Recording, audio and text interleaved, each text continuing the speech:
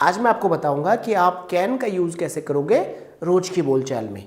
देखिए, कैन का यूज़ हम लोगों को करना है अपनी क्षमता को बताने के लिए, जिसको इंग्लिश में एबिलिटी कहते हैं। ठीक है, एबिलिटी कह लीजिए, पावर कह लीजिए, कैपेसिटी कह लीजिए, ठीक है, ताकत कह लीजिए हिंदी में। मतलब हमको जब भी बताना है तो हमको कैन का यूज़ करना पड़ेगा। ठीक है, जैसे कि मैं कह रहा हूँ भाई मैं इंग्लिश बोल सकता हूँ, या मैं दौड़ सकता हूँ, मैं खेल सकता हूँ, मैं गा सकता हूँ, मैं नाच सकता हूँ। ये सब क्या है? मेरी कैपेसिटी है। ठीक है, तो कैपेसिटी को बताने के लिए कैन का हमें यूज़ करना है। कुछ एग्जाम्पल्स इसको हम आपको समझाने की कोशिश करते हैं। कैन के साथ वर्ब की फर्स्ट फॉर्म का यूज़ करना है। ठीक है, मैं दौड़ सकता हूँ, आई कैन रन। मैं आपको समझा सकता हूँ, आई कैन कन्विंस यू। मैं गाना गा सकता हूँ, I can sing a song. मैं गाड़ी खरीद सकता हूँ, I can buy a car. ठीक है, I can buy a car. मैं आपको पीट सकता हूँ, आई कैन बीट यू। मैं आपको 10 लाख रुपए उधार दे सकता हूँ, I can land you 10 lakh rupees. ठीक है, ये जो है ये मेरी क्षमता है, ये मेरी कैपेसिटी है।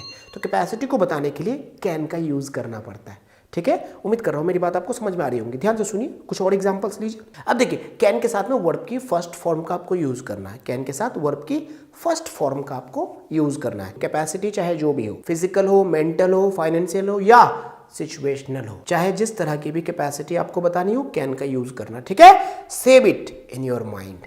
ठीक है ना। चलिए कुछ और एग्जांपल्स लेते हैं।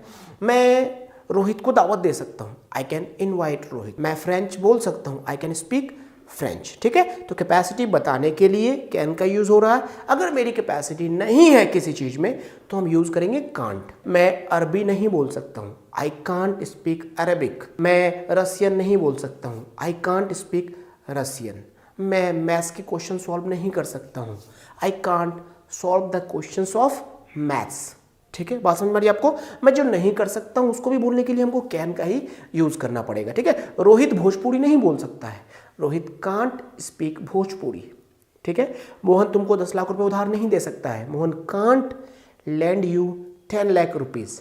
तो आपने क्या देखा, कैपेसिटी हो उसको बताने के लिए भी कैन का यूज करना है, और कैपेसिटी ना हो उसको बताने के लिए भी कैन का आपको यूज करना है। रिक्वेस्ट के लिए कैन का यूज बहुत कम होता है, जैसे कि कैन आई कम नहीं बोलना है, मे आई कम बोलना है। आगे की क्लास में मैं आपको बताऊंगा। ठीक है, मे आई कम बोलना है, कैन आई सीट हियर नहीं बोलना है आपको क्या बोलना है, मे आई सीट हियर। आगे आप सीखोगे इसको। ठीक है, मेरी बात आपको समझ में आ रही है। कैन का आपको यूज कब करना है, जब आपको अपनी कैपेसिटी बतानी हो, चाहे मेंटल कैपेसिटी हो या फिजिकल कैपेसिटी हो या फाइनेंशियल कैपेसिटी हो या सिचुएशनल कैपेसिटी हो, किसी भी तरह की आपको अपनी कैपेसिटी बतानी हो तो आपको कैन का यूज करना है। ठीक है, देशी भाषा में मैं बोलूं तो आपको अपनी ताकत, अपने पावर के बारे में जब बात करनी हो, जो काम आप कर सकते हो उसको जब आपको किसी को बताना है, या जो काम आप नहीं कर सकते हो उसके बारे में किसी को बताना है, तो कैन का आपको यूज करना पड़ेगा। सेम स्ट्रक्चर्स आपको यहां भी फॉलो करना पड़ेगा जो आपने टेंस में सीखा है, अफर्मेटिव, नेगेटिव, इंटेरोगेटिव और WH इंटेरोगेटिव। ठीक है, आज मैं आपको कुड को यूज करने का तरीका बताऊंगा। बहुत प्यारा टॉपिक है, पूरी क्लास को पूरे कंसंट्रेशन के साथ आप अटेंड कीजिए और नोट्स बनाना स्टार्ट कर दीजिए। देखिए, कुड का यूज सबसे पहले आप समझिए कैन के पास्ट के रूप में। सका आपको जब बोलना है, सका वाला सेंटेंस, जैसे मैं आज अपना काम पूरा नहीं कर सका, I could not complete my work today. Rohit कल स्कूल नहीं जा सका, Rohit could not go to school yesterday. मैं कल तुमसे नहीं मिल सका, I could not meet you yesterday. ऐसे सेंटेंसेस को बोलने के लिए हमें कुड का यूज़ करना पड़ता है। ठीक है, स्ट्रक्चर वही रहेगा जो आपने टेंस में पढ़ा है। अफर्मेटिव में सबसे पहले सब्जेक्ट, फिर कुड, वर्ब की फर्स्ट फॉर्म, ऑब्जेक्ट। नेगेटिव में नॉट का यूज़ हो जाएगा कुड के बाद। इंटेरोगेटिव में कुड सब्जेक्ट से पहले आ जाएगा। ठीक है, और WH इंटेरोगेटिव में WH वर्ड, फिर कुड, फिर सब्जेक्ट, फिर वर्ब की फर्स्ट फॉर्म, फिर ऑब्जेक्ट। ठीक है, कुछ एग्जाम्पल से मैं इसको और आपको बेहतर तरीके से समझाने की कोशिश करता हूं। जैसे आपको कहना है कि मैं कल क्लास अटेंड नहीं कर सका, I could not attend the class yesterday. Rohit कल मेरे घर नहीं आ सका, Rohit could not come to my home yesterday. मैं कल उससे नहीं मिल सका, I could not meet him yesterday. वह मुझे नहीं समझा सका, ही कुडंट कन्विंस मी। मैं कल अपनी फाइल टाइम पर जमा नहीं कर सका, I couldn't submit my file on time yesterday. मैं कल अपना काम मुश्किल से ही पूरा कर सका, I could hardly complete my work yesterday। ये सारे एग्जाम्पल से आप कुड बेहतर तरीके से समझ सकते हो। चलो कुड का आप दूसरा यूज़ करने का तरीका सीखो। आप कुड का यूज़ कर सकते हो फॉर्मल रिक्वेस्ट करने के लिए। रिक्वेस्ट हमेशा इंटेरोगेटिव स्ट्रक्चर में होता है। Could you please connect me to mister Rahul. आप किसी से जब बात करते हो फ़ोन पर तो आप कैसे कहते हो? Could you please connect me to mister Rahul. ठीक है। आप बैंक में जाते हो और कहते हो मेरा बैलेंस चेक करके मुझे बता दीजिए। Could you please check my balance. Could you please check my balance. आप इस तरीके से रिक्वेस्ट करते हो। आप किसी से कोई इन्फॉर्मेशन मांगते हो तो आप कहते हो could you please send me the information. Could you please send me the information. क्या आप मुझे इन्फॉर्मेशन दे सकते हैं? ठीक है। इस तरीके से आपको कुड का यूज़ करना है फॉर्मल रिक्वेस्ट करते टाइम। ठीक है। अब देखिए कुड का यूज़ आपको पास्ट परफेक्ट में कैसे करना है। मतलब एक ऐसा काम जो आप कर सकते थे और आपने नहीं किया। जैसे मैं कल क्रिकेट खेल सकता था लेकिन नहीं खेला आपने। ठीक है। मैं उसकी शादी में जा सकता था लेकिन नहीं गया। मैं कल क्लास अटेंड कर सकता था लेकिन नहीं अटेंड किया। तो ऐसे सेंटेंस को बोलने के लिए आपको कुड हैव प्लस वर्ब की थर्ड फॉर्म को यूज़ करना पड़ता है। ठीक है। तो इसका स्ट्रक्चर होता है सब्जेक्ट, कुड हैव, वर्ब की थर्ड फॉर्म, ऑब्जेक्ट। मैं कल क्लास अटेंड कर सकता था। I could have attended the class yesterday. मैं कल उसकी शादी में जा सकता था। I could have attended his marriage yesterday. मैं उसे समझा सकता था। I could have convinced him. देखो समझा सकता था लेकिन समझाया नहीं। वह कल मेरे घर आ सकता था। He could have come to my home. ये कुछ कुड हैव वाले सेंटेंसेस के एग्जाम्पल्स थे। ठीक है। कई बार कुड हैव के जगह माइट हैव का भी यूज होता है। जैसे मैं एक कार खरीद सकता था। I could have bought a car. ठीक है। अब यहाँ पर माइट हैव का भी यूज आप कर सकते हो। I might have bought a car. दोनों ही सेंटेंसेस सही है। उम्मीद करता हूं कि आपको इन एग्जाम्पल से कुड को समझने में राहत मिली होगी। कमेंट करके मुझे बताइए अगर आपके अभी भी कुछ डाउट्स बचे हैं तो। आज मैं आपको बताऊंगा कि आप शुड को कैसे यूज करोगे रोज की बोलचाल में। सबसे पहले आप शुड को यूज कीजिए प्रेजेंट में, फिर मैं आपको पास्ट में इसको यूज करने का तरीका बताता हूँ। ठीक है। शुड का यूज प्रेजेंट में एडवाइस देने के लिए किया जाता है। जैसे हमें गरीबों की मदद करनी चाहिए। We should help the poor. हमें बड़ों की इज्जत करनी चाहिए। We should respect the elders. आपको अपना काम समय पर पूरा करना चाहिए। You should complete your work on time. तुम्हें रोहित से बात करनी चाहिए। You should talk to Rohit. ठीक है। You should talk to Rohit. तुम्हें डॉक्टर से सलाह लेनी चाहिए। You should consult a doctor. You should consult a doctor. तुम्हें रोज स्कूल जाना चाहिए। You should go to school daily. ऐसे एडवाइस देने के लिए आपको शुड का यूज करना पड़ता है। ठीक है ना, चाहिए के अर्थ में। चलिए अब शुड का यूज आप पास्ट में कैसे करोगे। प्रेजेंट में मैंने आपको बता दिया, उसका स्ट्रक्चर सेम ही रहेगा। सब्जेक्ट, शुड, वर्ब की फर्स्ट फॉर्म और ऑब्जेक्ट। ठीक है। ये आपका प्रेजेंट का स्ट्रक्चर है। अब देखिए शुड का यूज पास्ट में आप कैसे करोगे। पास्ट में जब शुड का यूज होगा तो इसका मीनिंग होगा चाहिए था। जैसे आपको किसी ने कोई काम करने के लिए कहा था, आप उस काम को उस तरीके से जब नहीं करते हैं तो शुड के साथ में हैव का यूज करके सेंटेंस को बनाया जाता है। कुछ एग्जांपल से आप इसको समझिए। आपको कल सुबह जल्दी जागना चाहिए था। You should have woken up early in the morning yesterday. ठीक है। देखिए इसका स्ट्रक्चर क्या है। सब्जेक्ट, शुड हैव, वर्ब की थर्ड फॉर्म, ऑब्जेक्ट। ठीक है। आपको सुबह कल जल्दी जागना चाहिए था और आप जो है 12 बजे जाग रहे हो, तो कैसे बोला जाएगा sentence. You should have woken up early in the morning yesterday. आपको कल फाइल सबमिट करनी चाहिए थी। You should have submitted your file yesterday. ठीक है। आपको कल ऑफिस बस से जाना चाहिए था। You should have gone to office by bus. ठीक है। आपको उसकी शादी में जाना चाहिए था। You should have attended his marriage. अब देखिए यहाँ पर चाहिए था वाला सेंटेंस बोला जा रहा है। ठीक है। तो इसलिए यहाँ पर शुड के साथ में हैव है और वर्ब की थर्ड फॉर्म है। ठीक है। ये सारे मैंने आपको शुड के यूजेस बताए हैं। आप इनको फॉलो कीजिए और रोज की बोलचाल में यूज़ कीजिए। देखिए इंग्लिश को समझ लेना और क्लासेस को अटेंड कर लेने से आपको इंग्लिश नहीं आएगी जब तक आप उसको प्रैक्टिकली यूज़ नहीं करोगे, रोज़ की बोलचाल में यूज़ नहीं करोगे। इसलिए जब भी आपको अब सलाह देना है तो आप शुड का यूज़ कीजिए और सलाह देना स्टार्ट कीजिए। आज मैं आपको बताऊंगा कि मे को आप कैसे यूज करोगे रोज की बोलचाल में। देखिए मे का यूज करते हैं इनफॉर्मल रिक्वेस्ट करते समय। इनफॉर्मल रिक्वेस्ट का मतलब होता है परमिशन मांगना, ठीक है। परमिशन कैसे आप मांगते हो, जैसे आप बाहर हो, अंदर आने का परमिशन मांग रहे हो, या फिर आप किसी को कह रहे हो कि भैया मैं यहाँ पर बैठ जाऊँ, या किसी से आप कह रहे हो कि तुम्हारा नोटबुक देख लूँ मैं, या आप किसी से कह रहे हो तुम्हारी बाइक चला लूँ मैं। तो ये क्या है, ये सारी रिक्वेस्ट जो है इनफॉर्मल रिक्वेस्ट है। ये नॉर्मली हम लोग अपने दोस्तों के साथ, अपने रिलेटिव से, या फिर अपने किसी भी जान पहचान के लोगों से करते हैं, ठीक है। अब देखिए रिक्वेस्ट जब भी करते हैं उसका स्ट्रक्चर क्या होता है। आपको सबसे पहले हेल्पिंग वर्ब मतलब यहाँ पर मे का यूज करना। सबसे पहले मे सब्जेक्ट, वर्ब की फर्स्ट फॉर्म और ऑब्जेक्ट, ठीक है। चलिए कुछ एग्जांपल से इसको हम लोग समझने की कोशिश करते हैं। क्या मैं यहाँ बैठ सकता हूँ, मे आई सिट हियर। अब बहुत सारे लोग कैन का यहाँ पर यूज कर देते हैं, कैन आई सिट हियर। मत कीजिएगा यूज, गलत है, ठीक है। बहुत सारे लोग बोलेगा चलता है, नहीं चलता है जी, नहीं चलता। मे का ही यूज यहाँ पर करना आपको, ठीक है। मे आई सिट हियर। क्या मैं अंदर आ सकता हूँ, मे आई कम इन। मे आई कम इन। क्या मैं आपका नोटबुक ले सकता हूँ, मे आई टेक योर नोटबुक।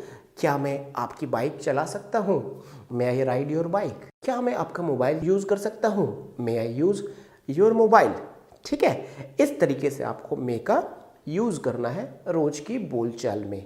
देखिए मे और कैन में फर्क होता है। कैन का यूज करते हैं एबिलिटी बताने के लिए, या कैपेसिटी बताने के लिए, या पावर बताने के लिए, जबकि मे का यूज होता है रिक्वेस्ट करने के लिए या परमिशन मांगने के लिए। कैसे request, informal request. I hope कि मेरी बात आपको समझ में आई होगी। अगली वीडियो में मैं आपको मे, माइट और मस्ट इन तीनों को यूज करने का तरीका बताऊंगा, पॉसिबिलिटी को बताते टाइम। चलिए मिलते हैं आपसे नेक्स्ट वीडियो में। चैनल को सब्सक्राइब कर लीजिए। थैंक यू, जय हिंद।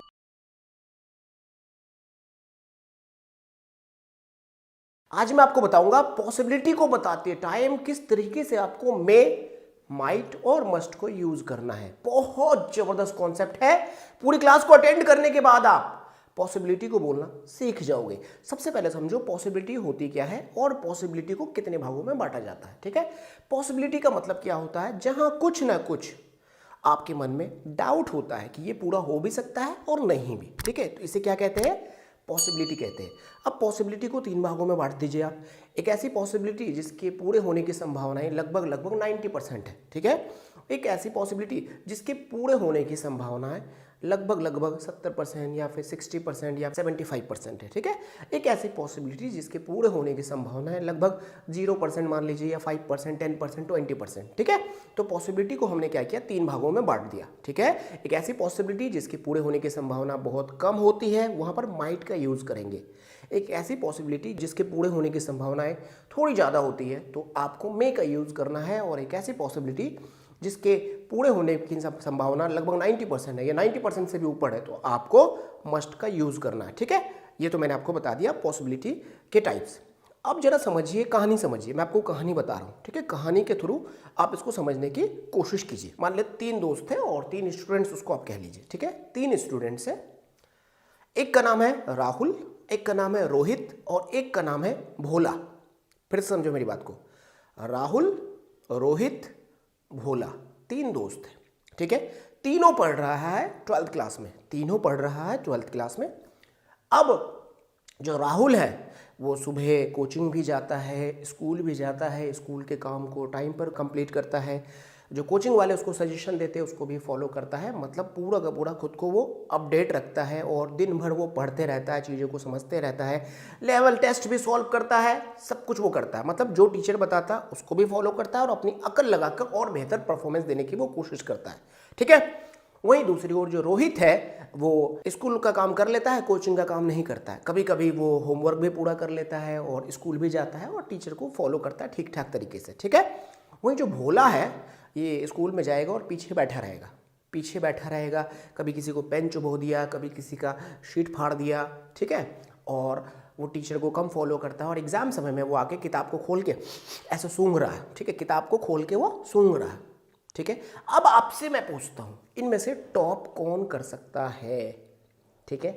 तो मैंने आपसे पूछा इन तीनों में से टॉप कौन कर सकता है, तो आप क्या बोलोगे, राहुल इस एग्जाम में टॉप जरूर करेगा, ठीक है। फिर आपसे पूछा मैंने भाई रोहित के बारे में क्या ख्याल है तुम्हारा, तो रोहित इस एग्जाम में टॉप कर सकता है, ठीक है, कर सकता है। फिर मैंने पूछा आपसे भाई भोला के बारे में जरा बता, भोला इस एग्जाम में टॉप कर भी सकता है। अगर उस दिन एग्जाम देने के लिए कोई दूसरा बच्चे नहीं आए तो भोला एग्जाम में टॉप कर भी सकता है। मतलब क्या है, राहुल एग्जाम में टॉप जरूर करेगा, रोहित एग्जाम में टॉप कर सकता है और भोला एग्जाम में टॉप कर भी सकता है। ठीक है, तो ये जो आपने बोला, तो इन बातों को, इन सेंटेंसेस को बोलने से पहले आपने क्या देखा, स्टोरी आपने देखा, तीनों के परफॉर्मेंस को आपने देखा। तो आपने यहाँ पर क्या देखा, जो राहुल है उसकी मेहनत बहुत ज़्यादा थी और वो मेहनत बहुत ज़्यादा कर रहा है, इसलिए उसके टॉप करने की संभावना बहुत ज़्यादा है। तो आप इसको कैसे बोलोगे, Rahul must get top rank in this exams. ठीक है, Rahul must get top rank in this exams. ठीक है, रोहित मे gate top rank in this exams, Bhola might get top rank in this exams. ठीक है, अब यहां पर तीनों की संभावनाएं आप देखिए, क्या है कि राहुल की संभावना 90+ से ऊपर है, उसके बाद आपका रोहित का संभावना क्या है, यहां पर थोड़ा कम है, और जो भोला की संभावना 0% है। ठीक है, तो इसलिए आपने वहां पर क्या किया, माइट का यूज किया। ठीक है, एक और एग्जाम्पल से इसको आप समझने की कोशिश कीजिए। ठीक है, आपने क्या देखा कि आपके पड़ोस में 3 लड़के रहते हैं। ठीक है, और तीनों ही इंटरव्यू देने के लिए जा रहे हैं। ठीक है, और आप तीनों को नोटिस कर रहे हो और तीनों की प्रिपरेशन को आप अच्छे तरीके से समझ पा रहे हो। एक बच्चा उसमें मान लीजिए अमित है, दूसरा बच्चा उसमें मान लीजिए सुमित है, और तीसरा बच्चा मान लीजिए उसमें गोलू है। ठीक है, अमित, सुमित, गोलू, ध्यान से सुनिएगा बात को। अब जो ये अमित है, ये क्या कर रहा है, जैसे ही इंटरव्यू देने के लिए इनके पास में कॉल आई तो अमित प्रिपरेशन स्टार्ट कर दिया, बढ़िया सा अपने रिज्यूमे बनाया, कंपनी के बारे में डिटेल में पढ़ा और खुद के स्किल पे भी थोड़ा काम कर लिया। माइंडसेट से रिलेटेड जो भी क्वेश्चंस पूछे जाएंगे वे सब क्वेश्चंस की बढ़िया से प्रिपरेशन कर लिया, और इंटरव्यू जिस दिन है उसका सुबह सुबह उठ के बढ़िया सा तैयार होके अपना रेडी हो गया, फाइल वाइल लेके फिट फाट होके इंटरव्यू देने के लिए गया। ठीक है, दूसरा बच्चा जो सुमित है वो क्या किया, ज़्यादा प्रिपरेशन नहीं किया, लेकिन रिज्यूमे वगैरह बना लिया और थोड़ी बहुत तैयारी करके इंटरव्यू देने के लिए गया। तीसरा जो बच्चा है गोलू, ये क्या कर रहा है, इसने कुछ नहीं, इंटरव्यू देने के लिए इनके पास में कॉल आई, कुछ नहीं, रिज्यूमे लिया, रिज्यूमे को जेब में घुसाया और इंटरव्यू देने के लिए चला गया। ठीक है ना, अब मैं आपसे पूछूं कि इन तीनों में से जॉब मिलने की संभावना किसको है ज़्यादा, आप क्या बोलोगे, अमित को जॉब मिलने की संभावना ज़्यादा है। उसके बाद आप दूसरे नंबर पे किसको रखोगे, सुमित को रखोगे, और तीसरे नंबर पे आप किसको रखोगे, गोलू को रखोगे। ठीक है, तो आप कैसे बोलोगे, अमित को जॉब जरूर मिलेगी, Amit must get this job, Amit must get this job, Amit को यह जॉब जरूर मिलेगी। वही बात आती है सुमित की, तो आप कहोगे सुमित मे गेट दिस जॉब। फिर बात जब गोलू की आती है तो आप कहोगे Golu might get this job. बात समझ में आ रही है आपको। तो ये जो बात आपने कही है, किस आधार पे कही है आपने क्या देखा, प्रिपरेशन। ठीक है, तो ऐसे ही आप पॉसिबिलिटीज को बता सकते हो, जिसकी पॉसिबिलिटी बहुत कम है माइट, जिसकी पॉसिबिलिटी पूरे होने की थोड़ा ज्यादा है तो मे, और जिसकी पॉसिबिलिटी थोड़ा सा और ज्यादा, मतलब जिसकी पॉसिबिलिटी बहुत ज्यादा है पूरे होने की, तो उसके साथ में आप लगाओगे मस्ट। ठीक है, एक मेरा क्वेश्चन आपसे है, how many of you will be able to earn 1 lakh rupees per month within a year. Comment now, use may, might and must. चलिए मिलते हैं आपसे नेक्स्ट वीडियो में। Thank you.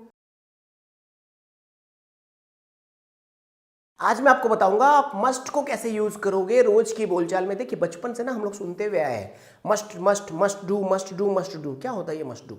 मस्ट डू का मतलब होता है सामने वाला जब आपको एडवाइस देता है या आप किसी को एडवाइस दोगे तो एडवाइस विद प्रेशर। फिर से समझिए मेरी बात को, एडवाइस विद प्रेशर। जब आप किसी को दबाव के साथ में एडवाइस देते हो तो मस्ट का यूज आपको करना पड़ता है। जैसे आपको रोज सुबह जल्दी जागना ही चाहिए, you must wake up early in the morning daily.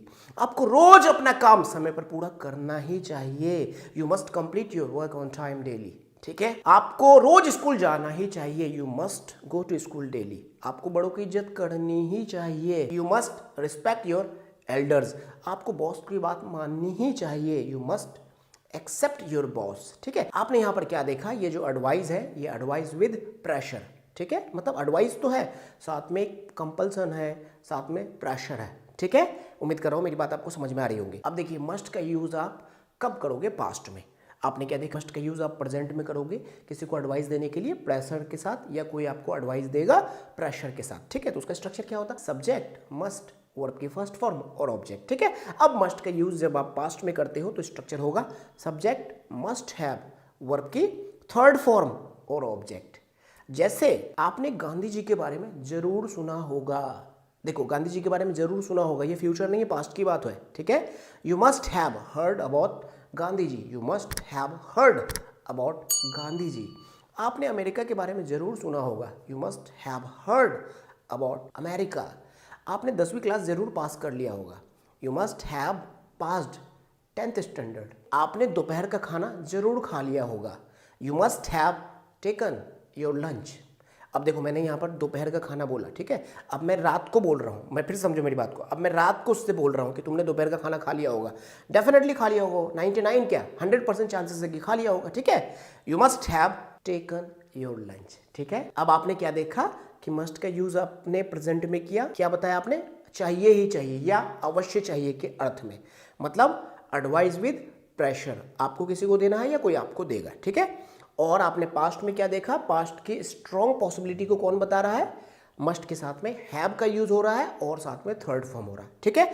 और मैंने पिछली क्लास में आपको बताया था कि मस्ट का यूज प्रेजेंट की स्ट्रॉन्ग पॉसिबिलिटी को कैसे बताता, जैसे मैंने आपको बताया था ना, मैं 1 लाख रुपए महीना 2 साल के अंदर जरूर कमाऊंगा, I must earn 1 lakh rupees within 2 years. ये प्रेजेंट की स्ट्रॉन्ग पॉसिबिलिटी है, मतलब फ्यूचर की स्ट्रॉन्ग पॉसिबिलिटी है। देखिए प्रेजेंट में बोलता हूँ, मीनिंग फ्यूचर में होता है, ठीक है। तो ये प्रेजेंट की स्ट्रॉन्ग पॉसिबिलिटी है या फ्यूचर की स्ट्रॉन्ग पॉसिबिलिटी है। और आपने गांधी जी के बारे में जरूर सुना होगा, you must have heard about Gandhi ji, ठीक है। तो प्रेजेंट की स्ट्रॉन्ग पॉसिबिलिटी, फ्यूचर की स्ट्रॉन्ग पॉसिबिलिटी और पास्ट की स्ट्रॉन्ग पॉसिबिलिटी को बताने के लिए मस्ट का यूज होता है। आई होप कि मेरी बात आपको समझ में आई होंगी। कमेंट करके अपना एक्सपीरियंस जरूर बताइए। मिलते हैं आपसे नेक्स्ट वीडियो में। Thank you. आज मैं आपको बताऊंगा कि आप रोज की बोलचाल में यूज टू को कैसे यूज करोगे अपने पास्ट की ऐसी आदत को बताने के लिए जो पहले थी अब नहीं है। आप पहले इसका स्ट्रक्चर को समझिए, सब्जेक्ट, यूज टू, वर्ब की फर्स्ट फॉर्म, ऑब्जेक्ट, ठीक है। मैं सिगरेट पिया करता था, सिगरेट पिया करता था, अब नहीं पीता हूं, ठीक है। सिगरेट पिया करता था, अब नहीं पीता हूं। अगर आपको यह बात किसी को बतानी है तो आप कैसे बताओगे, I used to smoke cigarettes daily, मैं रोज सिगरेट पिया करता था, मतलब अभी नहीं पीते हो आप, पहले पिया करते थे। ये बात आप बताओगे किसी को कैसे, I used to smoke cigarettes daily, ठीक है। चलिए दूसरा एग्जाम्पल लीजिए, मैं इस ऑफिस में काम किया करता था, I used to work in this office, I used to work in this office, ठीक है। मैं अपने दोस्तों से बातें किया करता था, I used to discuss with my friends. मैं नदी में तैरा करता था, I used to swim in the river, I used to swim in the river, ठीक है। मैं इस स्कूल में पढ़ा करता था। आप कभी अपने स्कूल के आसपास से गुजरते हो तो आपका जो दिल है उसकी धड़कनें तेज हो जाती है, और फिर अपने दोस्तों को या फिर अपने छोटे बच्चों को आप क्या बताते हो कि भैया मैं इस स्कूल में पहले पढ़ा करता था, तुझे पता है मैं इस स्कूल में पहले पढ़ा करता था, I used to study in this school, ठीक है। तो पास्ट की आदत या पास्ट के ऐसे एक्शन जो पहले आप किया करते थे अब आप नहीं करते हो, ठीक है। तो सब्जेक्ट, यूज टू, वर्ब की फर्स्ट फॉर्म और ऑब्जेक्ट, ठीक है। अब आपको इसका नेगेटिव बोलना है तो subject did not, use to, verb की फर्स्ट फॉर्म, ऑब्जेक्ट, ठीक है। मैं सिगरेट नहीं पिया करता था, I did not use to smoke cigarettes, ठीक है। तो आप इस तरीके से नेगेटिव बोल सकते हो, डिड के साथ नॉट लगा के, और फिर उसके बाद में यूज टू आ जाएगा, ठीक है। अच्छा, नेगेटिव इस तरह से भी कई बार बोला जा सकता है, I used not to smoke cigarettes, ठीक है। अब आपको क्वेश्चन पूछना है तो आप कैसे पूछोगे, सबसे पहले आपको बोलना है यूज्ड, फिर सब्जेक्ट, फिर टू, फिर वर्ब की फर्स्ट फॉर्म, फिर ऑब्जेक्ट, ठीक है। जैसे मैं आपसे पूछता हूं, जब आप 5वीं क्लास में थे तो क्या आप सिगरेट पिया करते थे, ठीक है। Used you to smoke cigarettes when you were in 5th class, ठीक है। तो इस तरीके से आप क्वेश्चंस पूछ सकते हैं। तो आज मैंने आपको बताया पास्ट की अपनी हैबिट्स को आप या पास्ट की एक्टिविटीज़ को आप कैसे बताओगे, उन एक्टिविटीज़ को जो पहले आप करते थे, जो हैबिट आपकी पहले थी लेकिन अब नहीं है, उसको यूज़ करने के लिए आपको यूज टू का यूज़ करना है। और अगर आप प्रेजेंट की एक्टिविटीज़ को भूलना चाहते हैं या प्रेजेंट की हैबिट्स को बताना चाहते हैं तो उसके लिए आपको प्रेजेंट इंडेफिनिट की क्लास को अटेंड करना पड़ेगा। आई बटन में मैंने लिंक दे दिया, जबरदस्त टॉपिक है, अटेंड कीजिए और अपनी इंग्लिश को आप बेहतर बनाइए। चैनल को सब्सक्राइब कर लीजिए, पीछे की सारी क्लासेस को अटेंड कीजिए और अपने टाइम को इंग्लिश सीखने में लगाइए। मिलते हैं फिर आपसे अगली वीडियो में। कमेंट करके आप मुझे बताइए कि आप कुछ अगर सीख पा रहे हो तो कमेंट करके बताइए। अगर आपके मन में कोई सवाल है तो कमेंट करके हमसे ज़रूर पूछिए। आप मिलते हैं आपसे अगली वीडियो में। Thank you. आज मैं आपको बताऊंगा कि कैसे आपको रोज की बोलचाल में वुड को यूज करना है रिक्वेस्ट करने के लिए। बहुत प्यारा टॉपिक है, पूरी क्लास को पूरे कंसंट्रेशन के साथ आप अटेंड कीजिए और नोट्स बनाना स्टार्ट कर दीजिए। देखिए, वुड का यूज करेंगे रिक्वेस्ट करते समय। कैसे रिक्वेस्ट? जो बहुत ज़्यादा पोलाइट हो, बहुत ज़्यादा हम्बल हो, बहुत ज़्यादा विनम्र हो, वहाँ पर हम लोगों को वुड का यूज़ करना है। जैसे मैं आपको बोलूँ कि क्या आप मेरे साथ एक कप चाय पीना पसंद करेंगे, तो यहाँ पर वुड का यूज़ होगा। ठीक है, जैसे would you like to take a cup of tea with me. Would you like to take a cup of tea with me? क्या आप मेरे साथ एक कप चाय पीना पसंद करेंगे? ठीक है, दूसरा एग्जाम्पल लीजिए, क्या आप मेरे साथ नाचना चाहेंगे? Would you like to dance with me? Would you like to dance with me? अब देखिए, यहाँ पर पसंद वाली भी बात मैं कह रहा हूँ, मतलब पसंद करेंगे, तो यहाँ पर इसलिए लाइक का यूज़ हो रहा है। कई बार लाइक का यूज़ नहीं भी होता। जैसे देखिए, क्या आप मेरे साथ रेलवे स्टेशन तक चलेंगे? Would you accompany me to the railway station? अब यहाँ पर आपने क्या देखा, लाइक का यूज़ नहीं हुआ, केवल अकम्पनी का यूज़ हुआ। अकम्पनी का मतलब होता है साथ चलना या साथ देना। ठीक है, बात समझ में आ रही मेरी आपको? क्या आप आज रात डिनर मेरे साथ करना चाहेंगे? Would you like to take dinner today with me? ठीक है, तो इस तरह के रिक्वेस्ट करने के लिए आपको वुड का यूज़ करना है। और आपको बिल्कुल भी नहीं भूलना है कि जब भी रिक्वेस्ट आपको करना हो तो हेल्पिंग वर्ब सब्जेक्ट से पहले आता है। क्यों? क्योंकि इंटेरोगेटिव में ही रिक्वेस्ट किया जाता है। ठीक है, इसलिए वुड को हमने सब्जेक्ट से पहले रखा है। ठीक है ना। अब समझिए, वुड का यूज़ कंडीशनल सेंटेंसेस में भी कई बार हम लोगों को करना पड़ता है। जैसे मैं अगर आपको कहूँ कि अगर मेरे पास 10 रुपये होते तो मैं आपको दे देता। If I had ₹10 I would give you. देखिए, यहाँ पर वुड का यूज़ हुआ। ठीक है, कंडीशनल सेंटेंस है ये कि अगर मेरे पास 10 रुपये होते तो मैं आपको देता। ठीक है, if I had ₹10 I would give you. ठीक है, दूसरा एग्जाम्पल लीजिए, अगर वह मुझे ब्लैकमेल करता है तो मैं पुलिस को कॉल कर दूंगा। If he tried to blackmail me I would call the police. अगर वह मुझे ब्लैकमेल करने की कोशिश करता है तो मैं पुलिस को फ़ोन कर दूंगा। ठीक है, देखिए, ये सेंटेंसेस आपको देखने में लग रहे होंगे कि पास्ट के हैं, लेकिन ये पास्ट के सेंटेंसेस नहीं है। पास्ट के स्ट्रक्चर में ऐसे सेंटेंसेस को बनाए जाते हैं, लेकिन इनका मतलब प्रेजेंट फ्यूचर में होता है। ठीक है, चलिए अब मैं आपको बताता हूँ विश जाहिर करने के लिए आप कैसे वुड का यूज़ करोगे। जैसे मैं आपको कहूँ कि मैं चाहता हूँ कि तुम यह इलेक्शन लड़ो। ठीक है, तो मैं आपको बोलूँगा आई wish you would fight this election. ठीक है, मैं चाहता हूँ कि तुम एक IAS ऑफिसर बनो। I wish you would be an IAS officer. ठीक है, तो यहाँ पर इच्छा जाहिर हो गया। अच्छा, इमेजिनेशन करने के लिए भी आपको वुड का कई बार यूज़ करना पड़ता है। जैसे अगर मैं पक्षी होता तो आसमान में उड़ता। If I were a bird I would fly in the sky.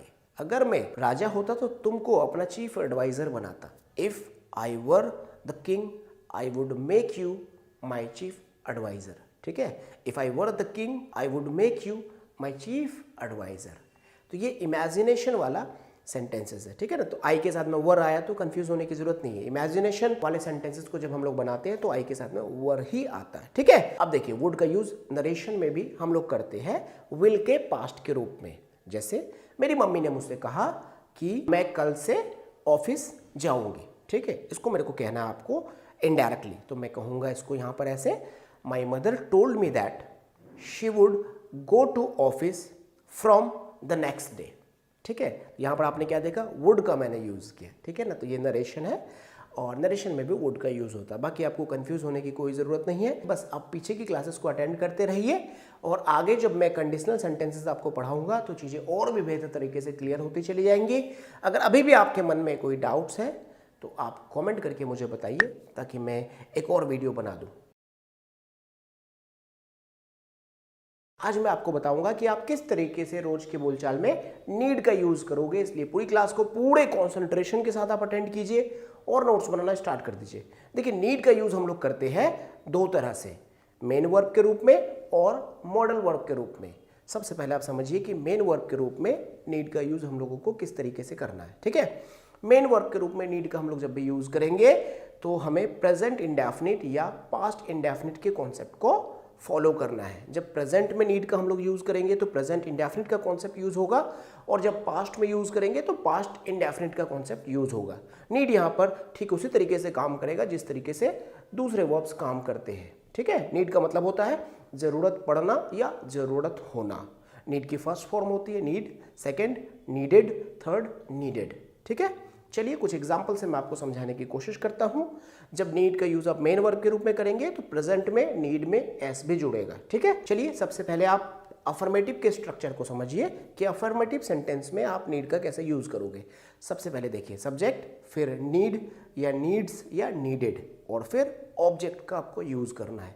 जैसे मैंने कहा मुझे 100 रुपए की जरूरत है, तो मैं कहूँगा आई नीड ₹100। ठीक है, राहुल को बाइक की जरूरत है, राहुल नीड्स अ बाइक। मेरी मम्मी को दवाइयों की जरूरत थी, माई मदर नीडेड मेडिसिन्स। तो आपने यहाँ पर क्या देखा, पहला सेंटेंस मैंने कहा मुझे 100 रुपए की जरूरत है, तो मैंने यहाँ पर नीड का यूज किया, आई नीड ₹100। लेकिन मैंने जैसे कहा राहुल को बाइक की जरूरत है, तो मैंने यूज किया यहाँ पर needs, Rahul needs a bike. ये दोनों ही प्रेजेंट इंडेफिनिट के सेंटेंस की तरह मैंने यहाँ पर आपको बताकर समझाने की कोशिश की। ठीक है, तो नीड का यूज यहाँ पर प्रेजेंट इंडेफिनिट टेंस के रूप में हुआ। अच्छा, पास्ट में मैंने आपसे कहा कि भैया मेरी मदर को दवाइयों की जरूरत थी, तो मैंने यहाँ पर नीडेड का यूज किया था सेकेंड फॉर्म के रूप में। ठीक है ना, माई मदर नीडेड मेडिसिन्स। उम्मीद कर रहा हूँ ये बात आपको समझ में आ रही होगी कि जब भी नीड का यूज आप करोगे मेन वर्ब के रूप में तो आपको प्रेजेंट इंडेफिनिट या पास्ट इंडेफिनिट का कॉन्सेप्ट को यूज करना है। ठीक है ना, चलिए कुछ और एग्जांपल से इसको हम लोग समझने की कोशिश करते हैं। राधा को आपकी मदद की जरूरत है, Radha needs your help, Radha needs your help. ठीक है, देखिए यहाँ पर नीड्स आया, क्यों? क्योंकि राधा सिंगुलर है, और प्रेजेंट में प्रेजेंट इंडेफिनिट में जब सब्जेक्ट सिंगुलर हो तो एस का यूज करते हैं हम लोग। प्रेजेंट इंडेफिनिट वाले टॉपिक में मैंने डिटेल में इसको पढ़ाया था। अगर आपने प्रेजेंट इंडेफिनिट की क्लास को अटेंड नहीं की तो जरूर अटेंड कर लीजिए, मैंने आई बटन में लिंक दे दिया। ठीक है, उन्हें पैसों की जरूरत है, they need money, they need money. ठीक है, देखिए दे आया, फिर नीड आया, फिर मनी आया। नीड क्यों आया? क्योंकि प्रेजेंट इंडेफिनिट है और दे क्या है? प्लूरल है, इसलिए दे के साथ में नीड का यूज हुआ। ठीक है ना, बात समझ में आ रही है आपको? राहुल को कल 10 लाख रुपए की जरूरत थी, राहुल नीडेड ₹10 लाख यस्टरडे। राहुल को कल 10 लाख रुपए की जरूरत थी, तो मैंने यहाँ पर नीडेड वर्ड का यूज किया। ठीक है, उम्मीद कर रहा हूँ मेरी बात आपको समझ में आ रही होंगी। चलिए अब समझिए कि नेगेटिव सेंटेंस आपको कैसे बोलना है। देखिए नेगेटिव में डू नॉट, डज नॉट और डिड नॉट का कॉन्सेप्ट आपको यूज करना है, जो हम लोग प्रेजेंट इंडेफिनिट और पास्ट इंडेफिनिट में यूज करते हैं। स्ट्रक्चर क्या होगा इसका? Subject do not, does not, did not plus need, और जो भी आपका ऑब्जेक्ट होगा उसको यूज करना। ठीक है, मुझे पैसों की जरूरत नहीं है, I don't need money. Radha को आपकी मदद की जरूरत नहीं है, Radha doesn't need your help. मुझे दवाइयों की जरूरत नहीं थी, आई डिडंट नीड मेडिसिन्स। ठीक है, जैसे कि आपने देखा ये नेगेटिव सेंटेंसेस थे। यहाँ पर मैंने डू नॉट, डज नॉट और डिड नॉट का यूज किया, और यहाँ पर नीड की केवल फर्स्ट फॉर्म का यूज करना है आपको, एस भी नहीं लगाना और नीडेड का भी यूज नहीं करना, क्योंकि हेल्पिंग वर्ब आपने यूज कर लिया। ठीक है, चलिए अब आपको क्वेश्चन पूछना है, मतलब इंटरोगेटिव क्वेश्चन पूछना है। तो कैसे पूछना है आपको? ठीक उसी तरीके से जैसे प्रेजेंट इंडेफिनिट में और पास्ट इंडेफिनिट में आप पूछते थे। डू, डज और डिड को सब्जेक्ट से पहले और सब्जेक्ट के बाद में नीड, और फिर आपको ऑब्जेक्ट का यूज करना है। ठीक है, क्या आपको 10 रुपए की जरूरत है? Do you need ₹10? क्या राधा को बाइक की जरूरत है? Does Radha need a bike? क्या आपको मेरी मदद की जरूरत थी? Did you need my help? ठीक है, तो ये मैंने आपको बताया नीड को कैसे आप मेन वर्ब की तरह यूज कर सकते हो। ठीक है, अब यहाँ पर थोड़ी सी अगर समझने में आपको प्रॉब्लम हो रही होगी तो आप प्रेजेंट इंडेफिनिट और पास्ट इंडेफिनिट की क्लासेस को अटेंड कीजिए, मैंने आई बटन में लिंक दे दिया है, ताकि आपको चीज़ें और बेहतर तरीके से समझ में आने लग जाए। देखिए जो भी कॉन्सेप्ट्स मैं आपको बता रहा हूँ वो मैंने पहले डिस्कस कर रखा है, बस नया नया वर्ड आपके सामने आ रहा है। ठीक है, तो इसलिए कॉन्सेप्ट नया नहीं है, वर्ड नया। नीड अपने आप में एक नया वर्ड है आपके लिए, क्योंकि मॉडल वर्ब के रूप में भी आप इसको पढ़ रहे हो और मेन वर्ब के रूप में भी आप इसको पढ़ रहे हो। ठीक है, तो ये मैंने आपको मेन वर्ब के रूप में यूज करने का तरीका बताया। चलिए अब समझिए कि नीड का यूज आप मॉडल वर्ब के रूप में कैसे करोगे, ठीक है। देखिए जब नीड का यूज मॉडल वर्ब के रूप में करोगे तो नीड यहाँ पर जो होगा मेन वर्ब के तरह नहीं यूज होगा, ये यहाँ पर ठीक उसी तरीके से यूज होगा जैसे हम लोग may, might, can, could, will, shall, should, must का यूज करते हैं, ठीक उसी तरीके से नीड भी एक वर्ड है जो मॉडल वर्ब के रूप में काम आएगा, मतलब हेल्पिंग वर्ब का यहाँ पर ये काम करेगा। इसका मतलब होता है जरूरत पड़ना या जरूरत होना, ठीक है। मेन वर्ब का भी मतलब क्या होता है, जरूरत पड़ना या जरूरत होना, ठीक है। जब नीड का यूज हम लोग करेंगे मॉडल वर्ब के रूप में तो सेंटेंस केवल और केवल इंटरोगेटिव बनेगा या नेगेटिव बनेगा, ठीक है। नेगेटिव या इंटरोगेटिव सेंटेंस के रूप में ही हम लोग नीड का यूज कर सकते हैं। अफर्मेटिव में जब हम लोग को यूज करना हो नीड का तो फिर नीड वहां पर मेन वर्ब बन जाएगा, ठीक है ना। चलिए आइए कुछ एग्जाम्पल से मैं आपको समझाने की कोशिश करता हूँ। तुम्हें स्कूल जाने की जरूरत नहीं है, ठीक है, तो कैसे बोलूंगा, you needn't go to school. फिर से समझिए मेरी बात को, you needn't go to school. तो आपने यहां पर क्या देखा, subject need not plus verb की first form plus object, you needn't go to school. Needn't मतलब नीड प्लस नॉट, ये क्या हो गया, मॉडल वर्ब के साथ में नॉट आ गया, ठीक है। तो नीड यहां पर क्या हो गया, मॉडल वर्ब, और यहां जो गो है मेन वर्ब है, ठीक है। आपको बॉस से बात करने की जरूरत नहीं है, you needn't talk to the boss, you needn't talk to the boss. यहां पर क्या हो गया, नीड नॉट यहाँ पर मॉडल वर्ब के रूप में काम कर रहा है, मतलब हेल्पिंग वर्ब और मॉडल वर्ब सेम ही होता है लगभग, ये मॉडल वर्ब के रूप में काम कर रहा है और टॉक यहाँ पर क्या है, मेन वर्ब है, ठीक है। तो नीड का यूज जब मॉडल वर्ब के रूप में आप करेंगे तो सेंटेंस जो बनेगा वो नेगेटिव में बनेगा। चलिए अब इंटरोगेटिव सेंटेंस को थोड़ा समझते हैं नीड का यूज मॉडल वर्ब के रूप में करके, ठीक है। क्या आपको स्कूल जाने की जरूरत है, need you go to school, need you go to school. देखिए सब्जेक्ट से पहले मैंने क्या रखा, नीड रखा, need you go to school, need you go to school. क्या आपको स्कूल जाने की जरूरत है, क्या आपको एक नई शर्ट खरीदने की जरूरत है, need you buy a new shirt. क्या आपको रोहित से बात करने की जरूरत है, need you talk to Rohit, need you talk to Rohit. क्या आपको बाइक चलाने की जरूरत है, need you ride a bike, ठीक है। उम्मीद कर रहा हूं ये बात आपको समझ में आ रही होंगी। और अब आपको नीड को यूज करते टाइम ध्यान रखना पड़ेगा कि मॉडल वर्ब के रूप में यूज करना है या मेन वर्ब के रूप में यूज करना है। जब नीड का यूज आप मेन वर्ब के रूप में करेंगे तो आपको प्रेजेंट इंडेफिनिट या पास्ट इंडेफिनिट का कॉन्सेप्ट फॉलो करना पड़ेगा और नीड वहां पर मेन वर्ब के रूप में बदलता रहेगा और helping verb do does did का यूज करना है। लेकिन जब आप नीड का यूज मॉडल वर्ब के रूप में करेंगे तो वहां पर नीड जो होगा वो केवल और केवल एक हेल्पिंग वर्ब या मॉडल वर्ब के रूप में काम करेगा, दूसरे वर्ब्स की वहां पर जरूरत आपको पड़ेगी। उम्मीद कर रहा हूं ये बात आपको जरूर समझ में आ रही होंगी। अच्छा, अब अगर आपसे नीड से कोई क्वेश्चन पूछता है तो आप उसका जवाब अगर पॉजिटिव में देना चाहते हो तो आपको मस्ट में देना पड़ेगा और नेगेटिव में देना चाहते हो तो आप उसको नीडंट में देना पड़ेगा। जैसे देखिए, नीड आई गो, क्या मुझे जाने की जरूरत है। अगर आप इसको पॉजिटिव में रिप्लाई करना चाहते हो तो आप कहोगे यस यू मस्ट गो, ठीक है। और अगर आप इसको नेगेटिव में रिप्लाई करना चाहते हो तो आप कहोगे नो यू नीडंट गो, ठीक है। इस तरीके से आप कर सकते हो।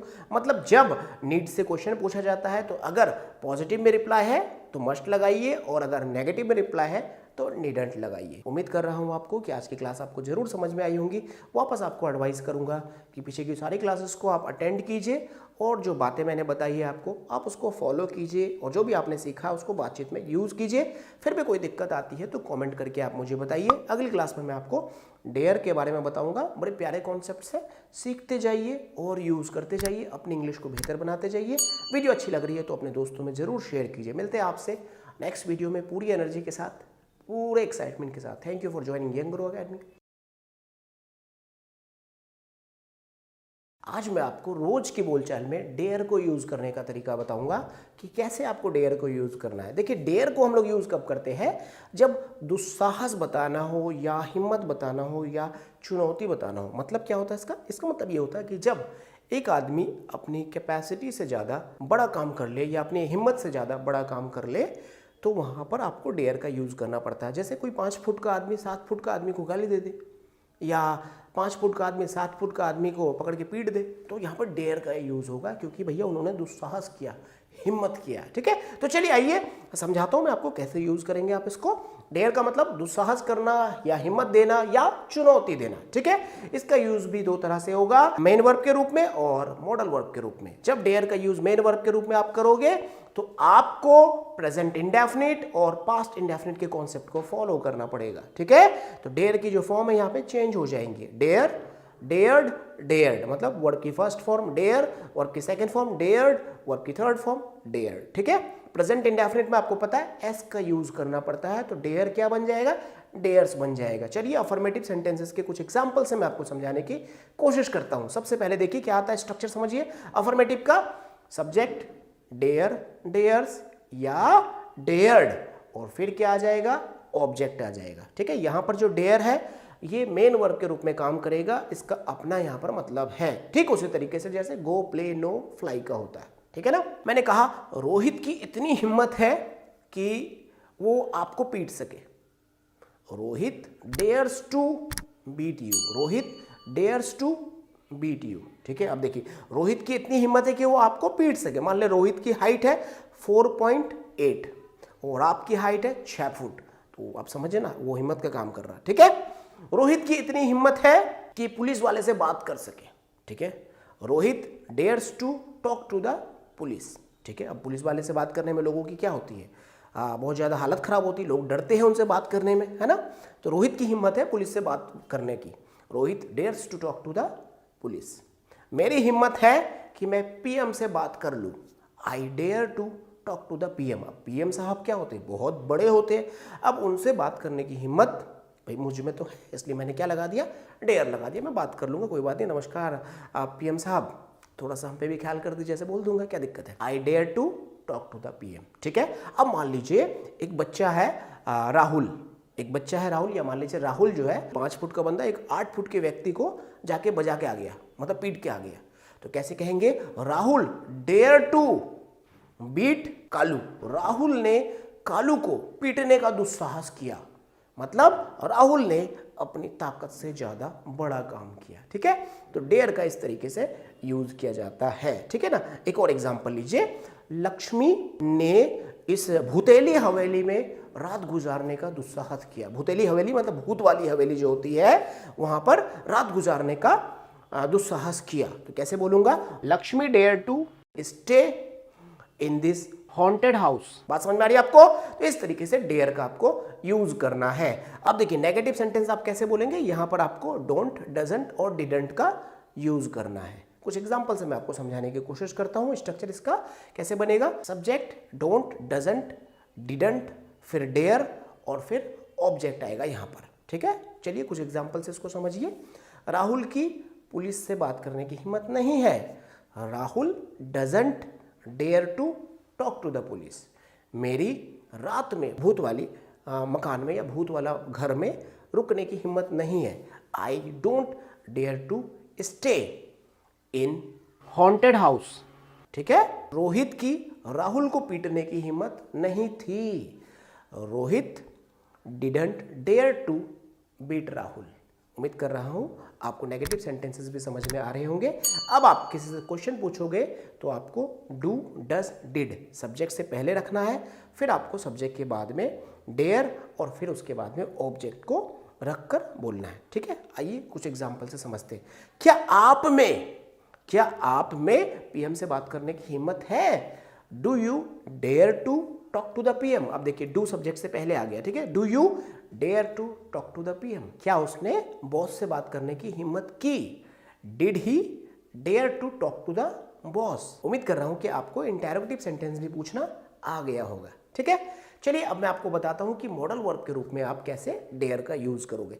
देखो जब डेयर का यूज आप मॉडल वर्ब के रूप में यूज करोगे तो डेयर यहां पर क्या होगा, एक रुका हुआ वर्क होगा, स्टैटिक वर्ड होगा यहां पर, बस जैसे can, could, may, might, need होता है, ठीक उसी तरीके से यहाँ पर डेयर होगा। कोई फर्क नहीं पड़ता है कि सब्जेक्ट सिंगुलर हो या प्लूरल हो या सब्जेक्ट कैसा भी हो, उससे कोई फर्क नहीं पड़ता, ठीक है। डेयर अपनी जगह पे रुका हुआ रहेगा। डेयर का यूज जब मॉडल वर्ब के रूप में आप करोगे तो सेंटेंस या तो नेगेटिव में होगा या इंटरोगेटिव में होगा, ठीक है। अफर्मेटिव में जब आपको डेयर का यूज करना है तो फिर आप चले जाओ प्रेजेंट और पास्ट इंडेफिनिट वाले कॉन्सेप्ट को आपको फॉलो करना पड़ेगा, ठीक है। मेन वर्ब के रूप में फिर आपको डेयर का यूज करना पड़ेगा प्रेजेंट एंड पास्ट इंडेफिनिट के कॉन्सेप्ट को फॉलो करके। चलिए नेगेटिव सेंटेंसेस देखते हैं किस तरीके से डेयर को यूज करके आप बनाओगे मॉडल वर्ब के रूप में। देखिए आपको कहना है रोहित की पुलिस से बात करने की हिम्मत नहीं है, तो आप कहोगे Rohit dare not talk to the police, Rohit dare not talk to the police, ठीक है। मोहन की उसे गाली देने की हिम्मत नहीं है, Mohan dare not abuse him, Mohan dare not abuse him. ठीक है, तो आपने यहाँ पर क्या देखा, डेयर के बाद में नॉट आया, डेयर यहाँ पे क्या है, हेल्पिंग वर्ब है। ठीक है, आ गई बात समझ में आपको। इस तरीके से नेगेटिव सेंटेंस में आपको डेयर नॉट का यूज करना है। अब इंटेरोगेटिव सेंटेंस में डेयर का कैसे यूज होगा, आ जाओ। ठीक उसी तरीके से डेयर को सब्जेक्ट से पहले आपको बोलना है जैसे आप हेल्पिंग वर्ब को यूज करते थे। ठीक है, जैसे सबसे पहले आएगा डेयर, फिर सब्जेक्ट, फिर आपका जो है वर्ब की फर्स्ट फॉर्म, फिर ऑब्जेक्ट। यहाँ पर डेयर हेल्पिंग वर्ब है केवल और केवल, जिसको हम यहाँ पर मॉडल वर्ब कह रहे हैं। ठीक है, क्या तुम में पुलिस से बात करने की हिम्मत है, dare you speak to the police, या dare you talk to the police. ठीक है, क्या तुम्हारी इतनी हिम्मत है कि तुम राहुल को गाली दे दो, dare you abuse Rahul, dare you abuse Rahul. इस तरीके से आप इंटेरोगेटिव सेंटेंसेस में डेयर का यूज कर सकते हो। ठीक है, अच्छा डेयर का एक यूज और होता है हाउ के साथ में। ठीक है, स्ट्रक्चर समझिए सबसे पहले, हाउ डेयर यू, उसके बाद वर्ब की फर्स्ट फॉर्म आता है। जैसे तुम्हारी हिम्मत कैसे हुई मुझसे बात करने की, how dare you talk to me, how dare you talk to me. तुम्हारी हिम्मत कैसे हुई उसे पप्पू बोलने की, how dare you call him Pappu, how dare you call him Pappu. तुम्हारी हिम्मत कैसे हुई मुझे रात को मैसेज करने की, how dare you message me at night. इस तरीके से हाउ के साथ डेयर का यूज होता है। उम्मीद कर रहा हूं कि आज की क्लास आपको समझ में जरूर आई होगी। अगर कुछ प्रॉब्लम या कोई डाउट्स आपके माइंड में अभी भी है तो आप कमेंट करके मुझे बताइए, और सारी क्लासेस को आप रिवीजन करते रहिए और आगे की हर क्लास को टाइम पर अटेंड कीजिए, और जो भी आप सीख रहे हो आप उसको फॉलो कीजिए। और हाँ, एक बात बता दूं, ये टॉपिक एक बार में आपको समझ में नहीं आएगा, कम से कम 3 से 4-5 बार आज की क्लास को जरूर अटेंड कीजिएगा। मिलते हैं आपसे अगली वीडियो में पूरी एनर्जी के साथ, पूरे एक्साइटमेंट के साथ। Thank you for joining Young Grow Academy. Take care of you and your loving family. जय हिंद।